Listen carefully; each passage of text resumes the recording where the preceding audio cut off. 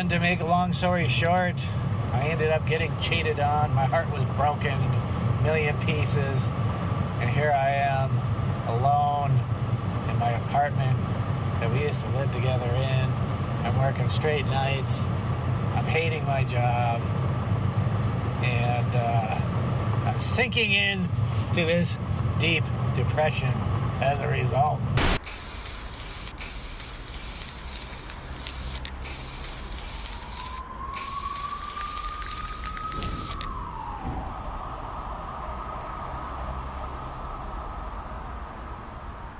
Greetings, Internet people. You're tuned into the Keep It Real RN channel.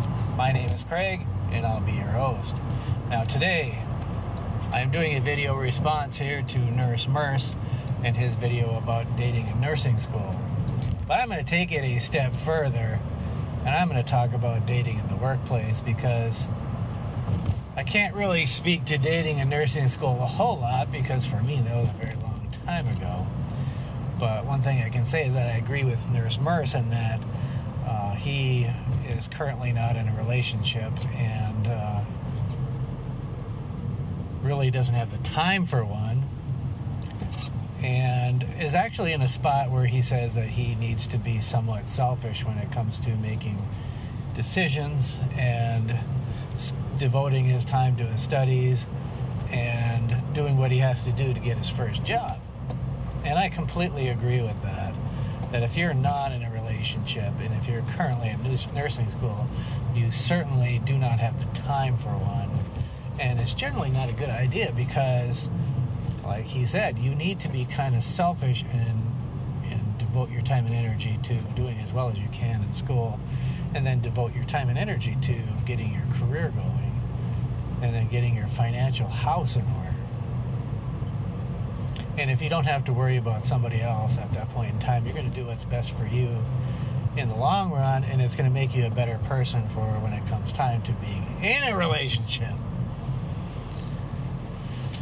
But if you must, at the risk of losing some subscribers here, if you must, keep the dating casual and just be friends with benefits, if that's what you need to get through to the end of nursing school and get things going. But a serious relationship is generally not a good idea, and I'll tell you why.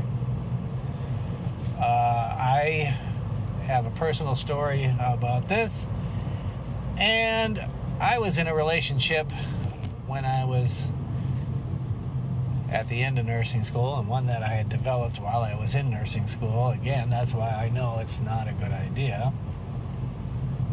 And because it wasn't a good idea for me, it probably isn't a good idea for a lot of people. But anyway, I had gotten into a relationship when I was towards the end of nursing school, and when I graduated from nursing school, I could not get a job as a new grad in the city, which I lived in Minneapolis and St. Paul. Excuse me while I scratch my nose. Nobody in Minneapolis or St. Paul was hiring new grads when I graduated. In fact, nobody in the state of Minnesota was hiring new grads when I graduated. However, a lot of my classmates were getting jobs elsewhere, but they were having to relocate. In fact, there was a good friend of mine that graduated a semester ahead of me. And he moved down to Beaumont, Texas, to work at St. Elizabeth Hospital, and they had a new grad program, and we're hiring new grads into the ICU. And back in those days, hiring new grads into the ICU was a pretty rare thing. Most new grads had to start out on a med-surg floor. So anyway, he moved down to Beaumont. In fact, I think they even had a sign-on bonus too,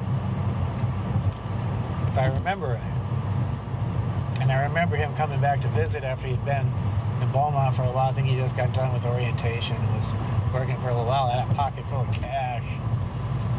He says, it's great in Beaumont. I'm learning a lot. Been on my own, working a lot of overtime, making a lot of money because there's nothing to do in Beaumont except work overtime. And so when I graduated, that was about a month or two before I graduated, that he had come back and given me the old thumbs up about Beaumont. Now it came time for me to make a decision on whether I was going to pursue Beaumont or not. I had submitted my application, got my letters of reference in order, and now it was D-Day, where I had to give the nurse manager in Beaumont the answer, yes or no. And I was influenced by this relationship I was in. I didn't want to leave, and I said no. And I regret it to this day, I really do. I ended up working in a crappy nursing home for a year and a half. The same one I worked in as a CNA. I was a CNA at this place for like 5 years. Graduated from nursing school, and almost overnight, I was the charge nurse on my floor now. In charge of the CNAs I used to work with. And I stayed there for a year and a half. And finally, jobs started opening up at the hospital, but they weren't ICU jobs like I would have had if I went to Beaumont. Most of the jobs that new grads or new nurses who didn't have hospital experience were being hired for were med-surg, ortho, that kind of thing. I got a job on a crappy medical floor, and I took it because that's what you had to do to get in. It's like once you got into the hospital, there was a lot of lateral opportunities, but you had to take what you could take to get in, put your time in. Say you fulfilled your commitment so that the nurse manager would let you go, and that's what you did. So I knew that I was going to spend 365 days on this floor and not a minute more. And the floor was the kind of floor, it was the same kind of patients I was taking care of in the nursing home, except now these patients were sick. And they had IVs, and they were even more confused. And I was working 0.8 straight nights, and it sucked. And I hated it. And my relationship was going south. And life was not good.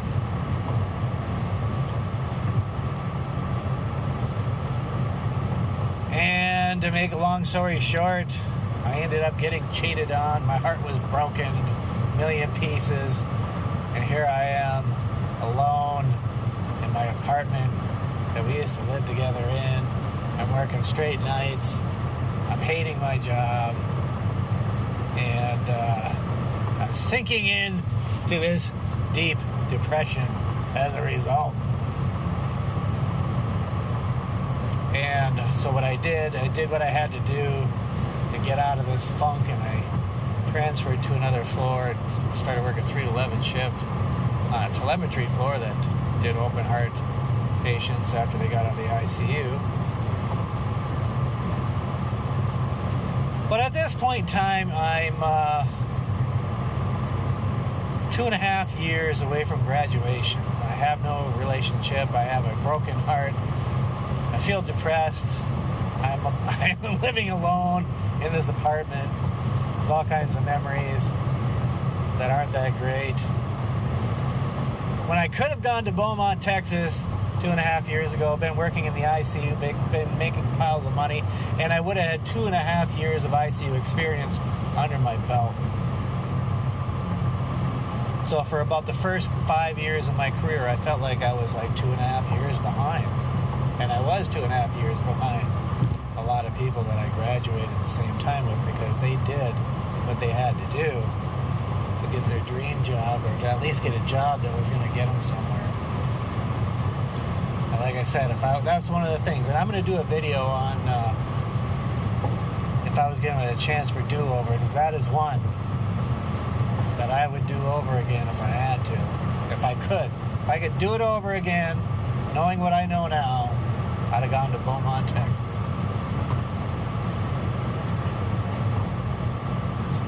When it comes to dating in the workplace, here's my recommendations for you.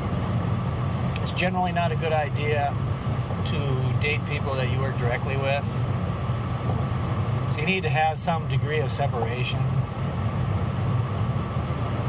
I wouldn't even go as far as dating people in the same unit that work a different shift. What you need to do is you need to have a little bit of space. Usually what I recommend the young nurses when they're out there trolling is, if you're going to troll, don't troll your own unit, because if things don't work out, you may end up having to leave. And if you like your job, that would be very unfortunate. So if you're going to go out and troll, I always recommend trolling floors above you or floors below you. But generally stay away from the floor that you're working on. It's not a good idea. Because the honest to God truth is, I'm married to another nurse.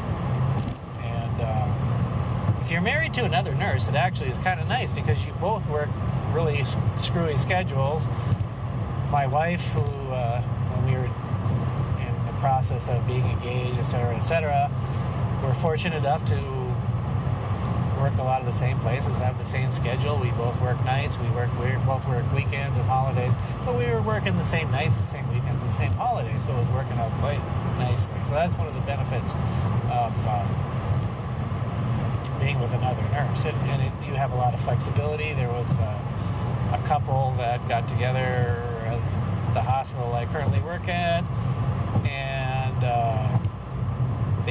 they're doing travel nursing together. They're working a lot of overtime, saving their money, doing a lot of world travel, and just generally enjoying life. And if you got two nurses that are together, you make pretty decent income, and you can do a lot of things, and you have a lot of flexibility. You can do a lot of things, so it's actually not a bad deal there. But you just got to be somewhat selective and careful of where you cast the line on, so to speak. And this goes for the female nurses as well as the male nurses. You just generally stay shy of the people you work directly with. So please rate this video and leave a comment below. If you like this video, share it with a friend. In fact, share it with a friend even if you think it sucks. Hit that subscribe button up there and join us as a passenger on the Keep It Real RN Express. And until next time, keep it real.